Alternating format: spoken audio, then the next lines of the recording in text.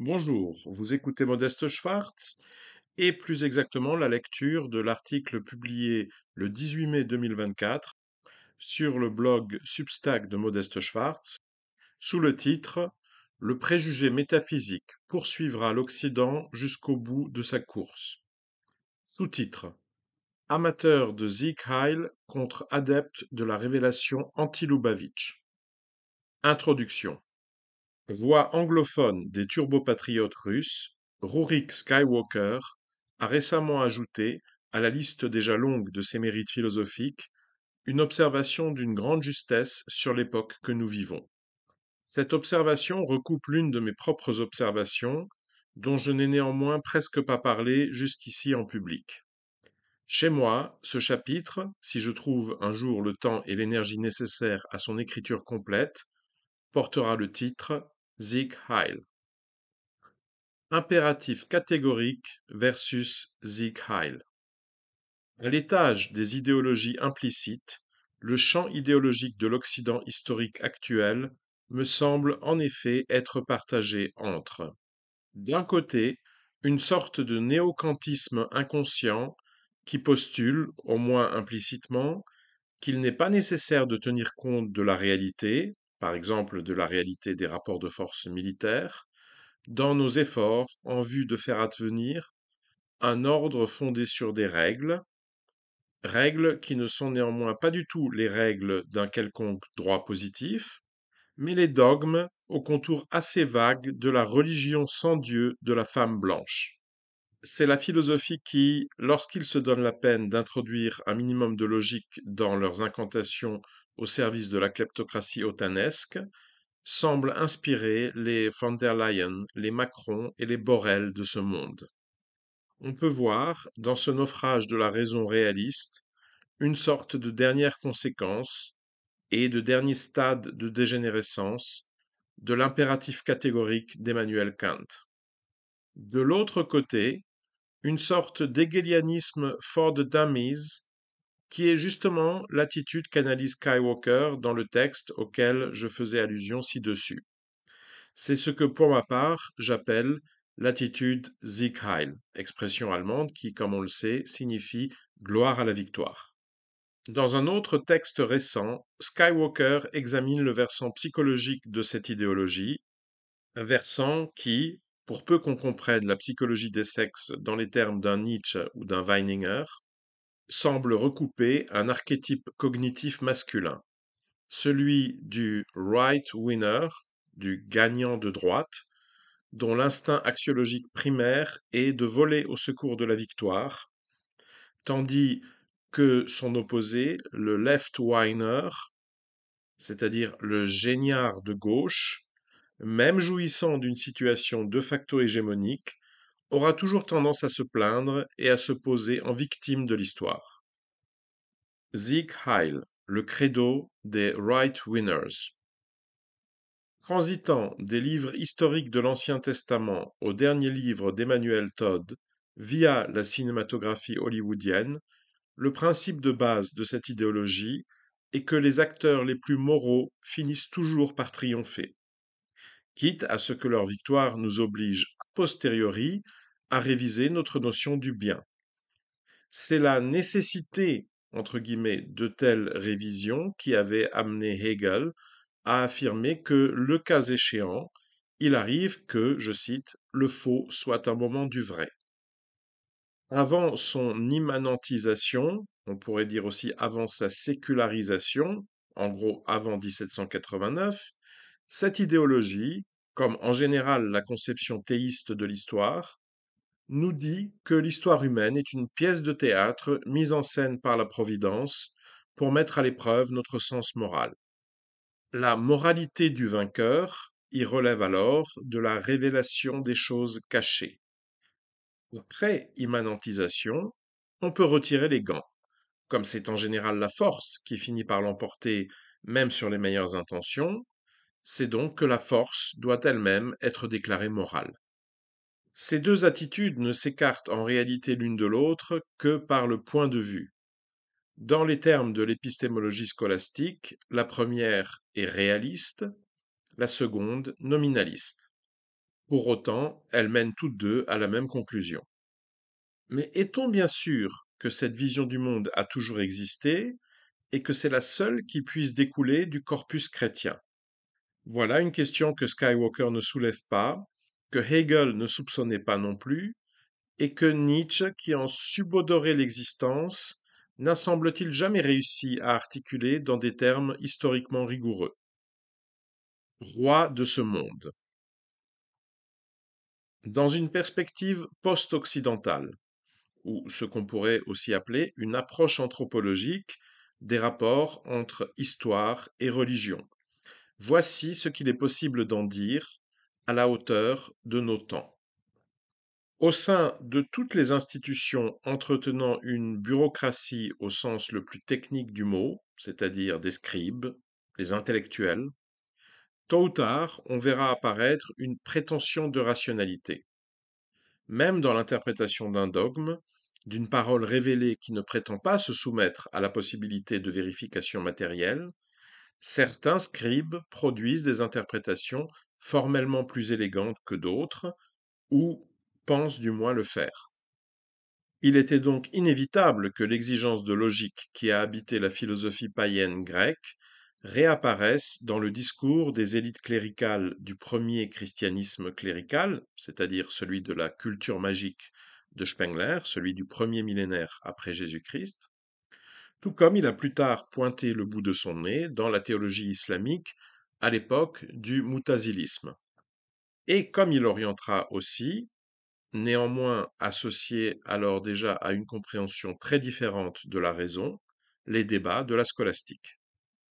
Dans la perspective du rationalisme empiriste des temps modernes, il est donc absurde de chercher à comparer selon des degrés de logique ces diverses théologies chrétiennes, étant donné que la logique formelle y opère toujours en aval de décisions interprétatives a priori en fonction desquelles chaque culture a produit une théologie politique, choisissant de prioriser l'un ou l'autre des thèmes, intrinsèquement contradictoires, du récit mythique qui constitue le corpus de la révélation.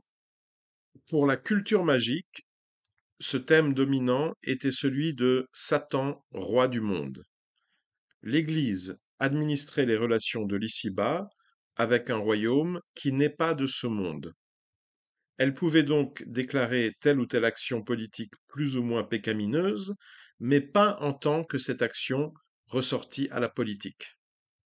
On peut certes juger absurde la conclusion qu'en a tirée le christianisme de culture magique, selon laquelle une église professant le tu ne tueras point doit néanmoins inciter ses ouailles à l'obéissance inconditionnelle face à des pouvoirs temporels systématiquement peuplés d'assassins, plus ou moins parricides, kleptocrates, sodomites et incestueux. Mais que dire alors de la décision des fondateurs du catholicisme, c'est-à-dire des papes de l'époque des croisades, lorsqu'ils ont édicté que ces mêmes brutes sans scrupules pourraient désormais, à condition d'exécuter les ordres d'un souverain pontife devenu de facto l'un des rois de ce monde, arborer la croix sur leurs armures et autres instruments de meurtre et de destruction, et faire leur salut l'épée à la main. Mesure-t-on bien le sacrilège qui a alors, du moins du point de vue du christianisme précédent, été commis? Le préjugé métaphysique. S'érigeant contre l'hégélianisme qui, d'ici à ce que lui atteigne l'âge adulte, était, par percolation, devenu le fond diffus de toute pensée occidentale, c'est-à-dire de toute pensée progressiste de l'histoire dans le monde allemand, Nietzsche a voulu raviver l'idée selon laquelle le diable serait le véritable démiurge de l'histoire humaine. Cette idée n'est pourtant pas moins chrétienne que la théorie hegelienne à laquelle elle s'oppose, et qui se contente, elle, de tirer les dernières conclusions de la théologie catholique. Ce qu'ont en commun Hegel, Nietzsche et Rurik Skywalker, c'est une idée typiquement occidentale que, m'inspirant sans vraiment le suivre de Heidegger, je propose de nommer le préjugé métaphysique. Dans la perspective du préjugé métaphysique, l'homme, en tant que sujet historique, n'est pas du tout un animal terrestre qui se nourrit et veille aux conditions de sa survie matérielle, qui se reproduit et existe donc avant tout sous forme familiale, etc., mais exclusivement le sujet d'une contemplation portant sur des abstractions cosmologiques, Dieu, la Trinité, la Providence, ou bien plus tard, la paix, la justice sociale, l'inclusivité ou encore le climat. En d'autres termes, qu'ils souscrivent ou non à l'existence d'arrière-mondes inaccessibles pour la perception empirique, les hommes sont censés être tous des théologiens. Société d'adeptes. Aujourd'hui, sur l'échiquier politique occidental, c'est dans le discours des anti-Lubavitch que le préjugé métaphysique s'explicite le mieux. Et c'est leur activisme qui permet le mieux d'observer l'arrière-plan socioculturel du dit préjugé. En France, leur sociologie est typiquement celle d'une société d'adeptes. Généralement catholiques sédévacantistes, les anti-Lubavitch français, dans leurs débats idéologiques, évoquent régulièrement l'autorité de leurs bons abbés, censés incarner une orthodoxie papiste justifiant et orientant ce qu'ils appellent leur combat. Et comme on juge d'après soi, les anti-Lubavitch, à qui leurs présupposés philosophiques ne permettent pas de comprendre la révolution oligarchique dans son immanence, partent du principe que, derrière chaque potentat de l'Occident pigmenté exécutant les instructions de Davos, on doit trouver l'équivalent maléfique de leurs bons abbés à eux, par exemple sous la forme d'un ou plusieurs rabbins de la secte hassidique Chabad Lubavitch, bien entendu soupçonnés de messianisme ou encore de pédosatanisme de réseau, pour ne citer que quelques-unes des expressions à la mode. La question de savoir comment cette secte juive, assez minoritaire et isolée dans le monde juif lui-même, parviendrait concrètement à engendrer le mondialisme, reste bien entendu, comme toutes les hypothèses découlant d'une compréhension idéaliste de l'histoire, entourée de mystères. La présence de Chabad dans l'entourage de Vladimir Poutine, une figure qui obsède tout particulièrement les dissidences occidentales, semble certes avérée.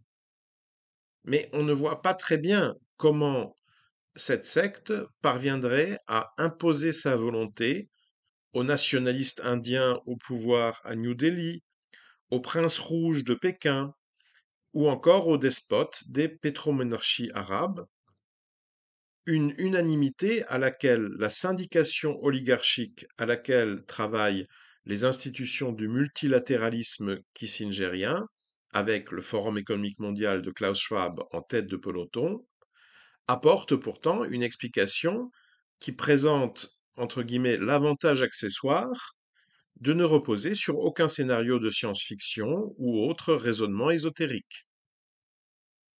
Car l'oligarchie planétaire, confédérant désormais les anciennes oligarchies blanches de l'époque coloniale et les élites plus récemment accréditées de l'Occident pigmenté, continue à fonctionner sur un modèle culturel d'inspiration fondamentalement occidentale. La défense de leur égoïsme collectif de caste se drape donc des habits d'un credo universaliste progressiste qui leur est prêché par les gourous multilatéraux du mondialisme kissingérien. Ces derniers, à leur tour, se partagent entre diverses écoles théologiques, entretenant les unes avec les autres des rapports de coopération et de rivalité. Comme cela a probablement aussi été le cas de l'Église catholique, c'est d'ailleurs ce relatif pluralisme interne qui garantit l'efficacité de l'endoctrinement. Davos existe dans une variante piétiste et irrationnelle, bien adaptée au goût typiquement féminin ou inverti des left-winers, c'est l'apocalyptisme technolâtre et néo-bouddhiste de Yuval Noah Harari. Mais Davos existe aussi dans une variante d'un réalisme proche du cynisme, à diffusion plus discrète, mais dont on perçoit souvent les échos dans les indiscrétions du très exhibitionniste Jacques Attali. C'est la plume de Thierry Malret, co-auteur de Klaus Schwab depuis 2020, et qu'on devine facilement derrière les parties les plus politiques des textes du tandem. Schwab, enfin, comme orateur, et encore plus que comme auteur, assure une synthèse répondant aussi aux exigences de la vulgarisation. Il est, pour ainsi dire, le doctor angelicus de cette église de la fin de l'histoire occidentale. Lubavitch, des juifs assez chrétiens pour être mondialistes? Point d'interrogation. Bref, il n'y a rien de spécifiquement judaïque dans la révolution oligarchique.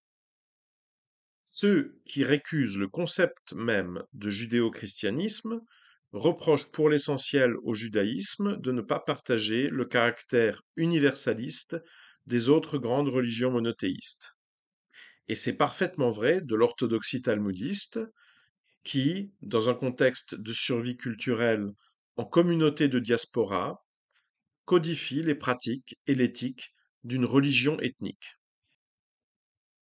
Plus mystique que l'orthodoxie talmudiste, le hassidisme, développé dans le monde slave oriental sous une forte influence du christianisme oriental, peut au contraire s'élever à une forme d'universalisme symbolique, et c'est là, paradoxalement, l'aspect de leur credo sectaire qui ne peut pas ne pas plaire au ténor du multilatéralisme davosien. En d'autres termes, à rebours des absurdités débitées aussi bien par un Youssef Indy que par, entre guillemets, la dissidence de la dissidence, les affinités de la secte Lubavitch avec le mondialisme viennent précisément de sa plus grande proximité avec le christianisme et l'islam. Fin de l'article. Circulez, il n'y a rien à voir.